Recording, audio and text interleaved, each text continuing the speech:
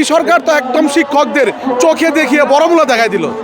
এই যে 5 আগস্টের পর যে একটা গণ অভ্যুত্থান হলো, এখানে বিশেষ করে শিক্ষক থেকে সাধারণ জনগণ যারা ছিল সবার একটা ধারণা ছিল এই সরকার আসলে অন্যান্য সরকারের মতো না, তারা হয়তো বা চেষ্টা করবে শিক্ষকদের জন্য কিছু একটা করার।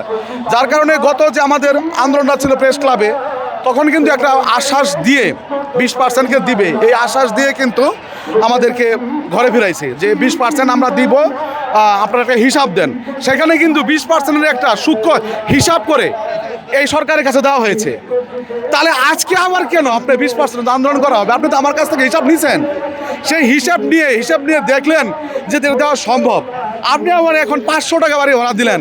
তাহলে আমরা এটাই বুঝাচ্ছি যে বিভিন্ন ধরনের সরকার যখন আসে বিভিন্ন ধরনের মূলা দেখায়, তো এই সরকার তো একদম শিক্ষকদের চোখে দেখিয়ে বড়মূলা দেখাই দিল যে হিসাব নেওয়ার পর আমরা কবে হিসাব নেওয়ার পর আমরা আসলে এই মাসের বেতনের শেষে যোগ হবে 20%, সবাই মোটামুটি একটা হিসাব করে আমরা ফেলেছি, কিন্তু সেখানে দেখা গেল যে আগের মধ্যেই 500 টাকা।